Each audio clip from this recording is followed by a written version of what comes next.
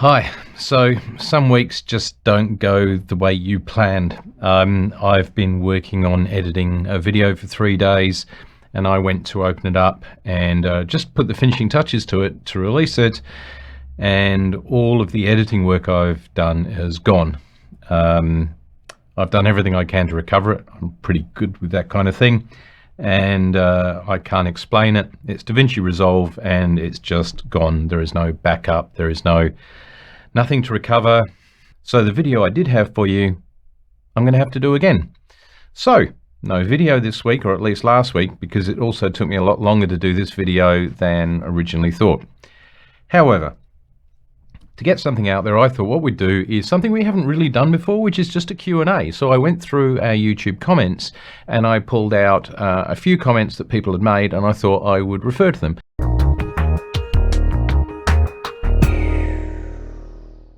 One of them was, how many bass traps do I need and where do I put them? Okay, so I really should be wearing a bulletproof vest at this point, because what I'm going to say is probably pretty controversial. As far as most of us are concerned, there is no such thing as a bass trap. Now, bass traps exist, so before people start firing up, bass traps exist. They are a thing, but they're not what you think. And what I'm getting at is this. Let's go back to the beginning. A lot of people say I need to put room treatment in my room. Well, that's easy to say, but it's a bit like going to the doctors and saying, what's the treatment? When you don't have symptoms and you don't have a diagnosis, right? We need to know what's going on in a room before we can treat it, right? Just slapping up acoustic treatment is, not the best measure in the first place.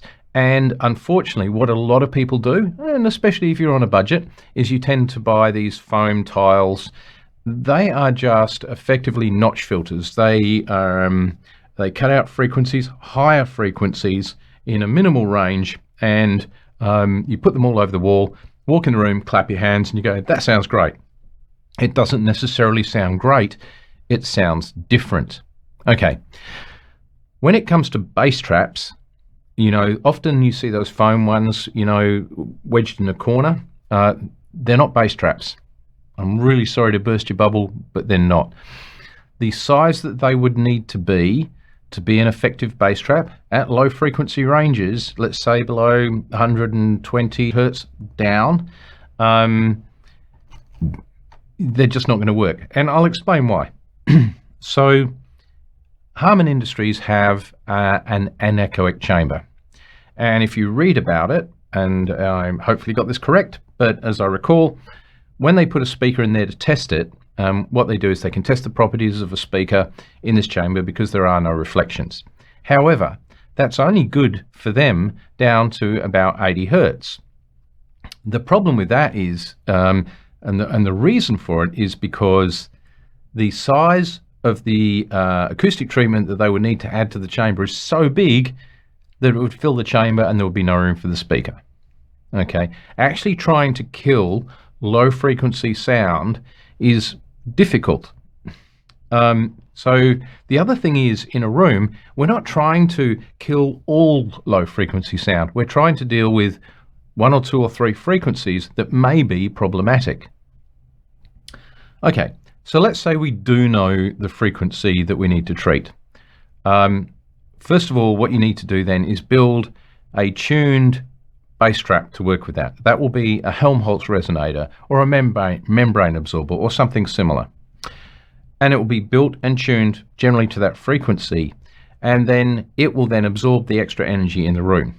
But here's the thing, and there's a couple of things about this. First of all, when you have that resonant frequency, that occurs in certain positions in the room, and very much so it's prevalent in the corners and against the walls.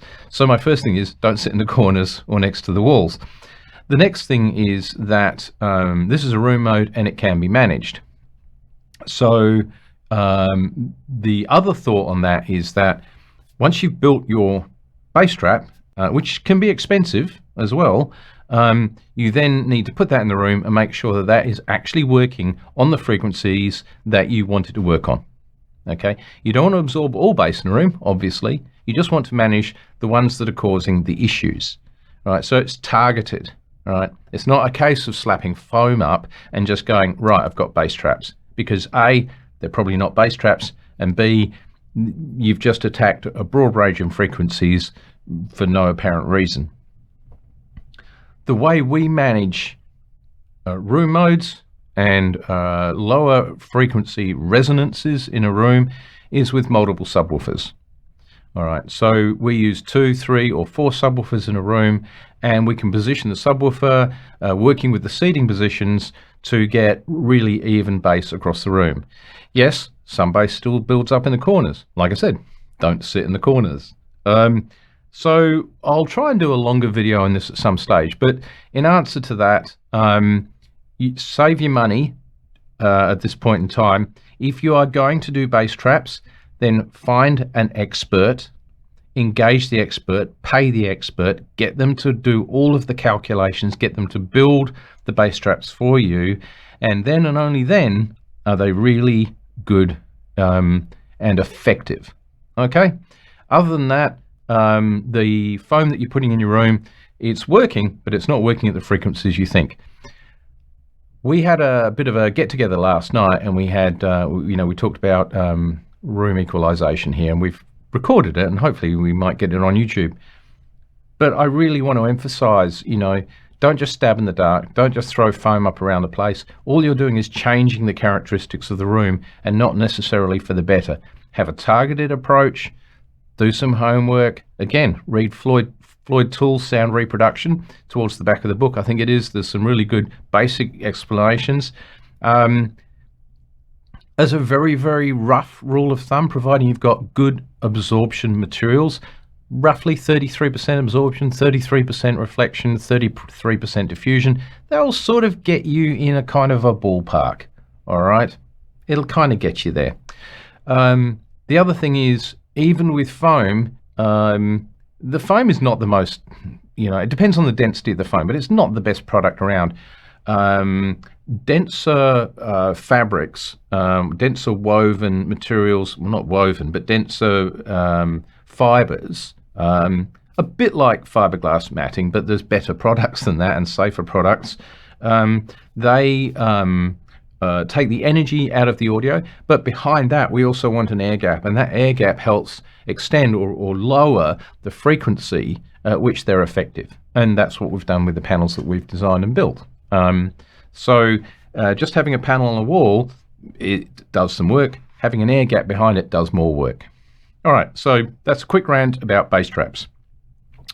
The next one is about room orientation. So this person wrote about if I've got a 5 by 3 meter room, so it's at 15 by 9 feet roughly, then why would you not put the screen on the long wall so you're sitting the shorter distance, so the room's that way, okay, so it's 5 meters that way and 3 meters this way, because then your side surrounds are further away, and you don't have an issue with them being too loud in people's ears. Okay, this speaks to a deeper issue with room design. I get an awful lot of questions on YouTube, and I try to answer them, but often it's, where should I put my seats? Where should I put my speaker? What size screen should I put? But I've got no information. And my general answer is, I know nothing about your room. I need more information. And unfortunately, we're too busy to sort of design people's rooms via YouTube and YouTube comments. But when you shift one thing in a room, let's say you just move your seats, all right? So if you put a comment in YouTube after I've posted this video, you know what you're going to get back, right? You're going to get back, watch this video. If you move your seats forward, say a meter, 3-4 feet, what do you now have to do? Well, you need to move your side surrounds. You need to change the angle on your rear surrounds. You need to move your Atmos speakers. You need to reconsider your screen height and dimensions. You might want to reconsider the speaker, the screen aspect ratio. And if you shift that, you might need to shift your projector or change your projector even, or do something with a lens, who knows. You may need to even reconsider things like amplifier power or speaker sensitivity. When you shift one thing in a room, everything is tied to it by, string, for want of a better description. If I shove a seat, everything gets pulled forward or backwards with it. Okay, so please don't ask those questions about, where should I sit, or what size screen should I have, when we've got no further information. And understand that when you change one factor, you change pretty much everything. Okay, which is why we spend so much time on room designs. Okay, so why would we not put the screen on the long wall? Well, yes, it means you can move your surround sound speakers further away, and you might resolve the exit door effect. But then the question becomes, how many seats were you going to put across that wall? 1, 2, 5, 10? What were you going to do anyway? Is there still going to be someone sitting up against that speaker at the end of the day? Most rooms like that, I see people put long lounges or couches all the way across the wall. The other problem is, I've probably, because it's a short distance to the front wall, I've probably got my back up against the back wall now. So where am I going to put my rear surrounds? And if I'm going to have Atmos, where am I going to put my rear Atmos? Because I've got a wall straight up behind me. My rear Atmos need to be back there somewhere. So it's the same thing. Now, have we done rooms like that? Yes, we've had reasons that either for building requirements or customers' requirements, we've just been out and out told you have to do it this way. Then we do it, but we also explain to the customer, and we put in some caveats and say, please understand, these are the issues. You're going to be sitting in an area where the sound is compromised. You're not going to have the ideal situation for your rear surrounds. You may be sitting quite close to your screen. We may need to reduce the screen size. The irony could be you may actually have to have a smaller screen on the bigger wall than you would have on the smaller wall because of how close you're sitting. All right, if you did move your lounge forward off the back wall, then you don't have much room to get around the room. You haven't got much leg space. So it's not as simple as it seems. All right, and as this person commented, well, that solves maybe a problem with the left and right surrounds, but it makes a big difference now for every other speaker. All right, for the rears, the LCRs, the Atmos. And then we've even got to think about where we're going to put subwoofers and stuff like that. Okay, so things are not as simple as they seem. And if you want a great result, it's worth spending the time figuring out the pros and cons of everything that you're going to do. Don't just pick out one facet and then go, okay, I'm just going to shift that, or where should I put that speaker, or where should I put that seat, or where should I put that projector? Because everything's tied to it. Everything. Okay, what's the next one? Should I do EQ, DSP, or other changes before room correction? Yes, you should. Room correction, no matter how good it is the icing on the cake. All right. If you've done a really good room, you should need little to no room correction, depending on a lot of factors, depending on your system, depending on your speakers, depending on how well the room is configured. But if you've done a really good job, you should need minimum room correction. There are certain things that need to be done, and they're sometimes easier for the room correction system, perhaps phase and delay and things like that. It's easier for an automated system to do.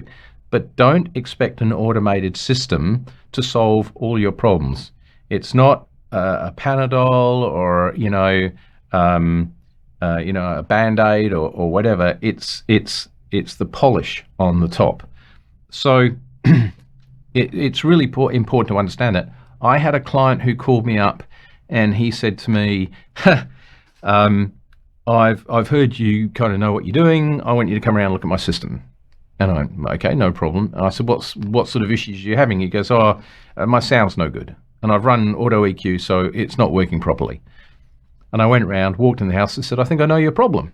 And he said, well, how could you possibly know you haven't listened? I said, well, my bet is you've lost most of your mids to highs, and you've run auto EQ and it hasn't worked. And he said, well, yeah, but I don't see how you could know that. He said, I think we need to listen to it. So we listened to it and I measured it, and I could show him that we'd lost the mid to highs. And then I said, would you like me to fix this problem? And he said, yes. So I went to the front of the room and I moved these two massive pot plants from away from in front of the left and right speakers. the room EQ system had been pushing the mid and high frequencies to try and get through these plants, which were shattering the sound, effectively acting as big diffusers. And so the room EQ was pushing more and more sound out to try and get to the microphone. Once we've moved those plants away, the sound was terrible. So we made some adjustments. We ran auto EQ again, and life was good. Automatic EQ cannot move pot plants. It cannot move speakers. It cannot move seats. It cannot position the rest of the speakers in the room. It can't deal with massive background noises. It can't turn those noises down, for example. So what you do is you perform the best effort you can on your room. You make your room quiet. You plan your acoustic treatment. You place your speakers properly. You do all of this work, and then when you've done everything you possibly can, then you run your automated EQ, your room EQ, your DSP, whatever it is, and that should just refine the work that you've already done. The other thing too is, if you have a choice and you have, say, limited EQ, or you don't want to use too much processing power on the system, you will notice there's a frequency. If you look at a frequency response, there'll be a frequency where everything starts to all the speakers sort of come together, and everything looks pretty standard. That is the transition frequency from there upwards, or the Schroeder frequency, and often it's just not worth EQing that, right? Also, it is the nature of the speaker that you're hearing. You may want to hear the nature of the speaker. We don't know that, but often most of your EQ and DSP will be applied at the mid to low frequencies. Don't use up a good EQ and DSP on the high frequencies. Just apply a room curve and off you go. Okay, what's the next one?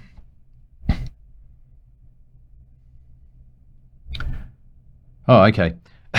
This we've sort of talked about already. These are a group of questions. What projector should I buy? What size screen should I get? Where should I put my seats? All right, so we've really already covered this question. I can't answer that question for you. I don't know anything about your room. I don't know. If we take the projector, what projector should you buy? Best one you can. I don't know. What size is your screen? What's your throw ratio? What's the gain of your screen? What's the aspect ratio going to be? Are you going to use an anamorphic lens? Is your room light controlled? I have about 20 questions that I'm going to ask you about your room before I can even begin to think about a projector that's suitable. When we do our room designs, we have no clue on day one what's going in that room. Once we have an idea of lengths, distances, sizes, budget, all those sorts of things, then the jigsaw pieces start to fall together, right? And even if there are brands that we use regularly, which products, which versions in that brand range are going to go in that room, I might be able to have a guess, but until I've done the measurements, we don't really know. And we have to look at this for each client on a client-by-client basis. But any one of those questions, what projector should I buy, what screen size, where should I put my seats, they're all that. Everything's tied together in a room with a piece of string. If you're doing your cinema properly, then don't ask those questions. If you are going to ask a one-off question, before you hit the send button, have a think. What information do I have? What information have you given me? And to be honest, as I said, we're not going to do a room design for you. We just, I get hundreds and hundreds of comments, and I don't have time to design a room for each one. So I'm sorry about that. But hopefully these YouTube videos do give you the information to start putting this together in your head and understanding that, okay, when I move a seat, I now have to look at all of these things. All right, start asking questions, start learning, start studying, watch more videos, do some more research. Okay, this one's a bit of a laugh, and we'll wrap it up here. I've got a pretty simple answer for this one. Do you have a free Sony GTZ 350 for me? No, I don't. I think it's $125,000 Australian. No, sorry. So there you go, folks. I'm sorry you didn't get the original video. The video I was editing is actually an interview with one of the guys from Crix, and it featured a smattering of tour around their production factory, and it's just all gone to the great digital waste bin in the sky. So I will get that back to you. We will get that online sometime in the near future. But I just thought it would be good to go through a few Q&A questions. Now, the other thing is within the next 2 weeks, we've got the live video conference or call with all our Patreon members. So all of you who are Patreon members, we will send you out a link and you'll be able to join this the Patreon chat, and you can ask as many questions as you want within the hour that we've got. We'll probably go a bit over the hour, and we will try to address specific questions, go into technical details, answer your questions about products if we can. It should be a really good chat. So if you're a Patreon member, look forward to that. And for those who aren't, well, become a Patreon member, and we'll see you at our next YouTube video. Thanks again, folks, and we'll look forward to chatting with you very, very soon.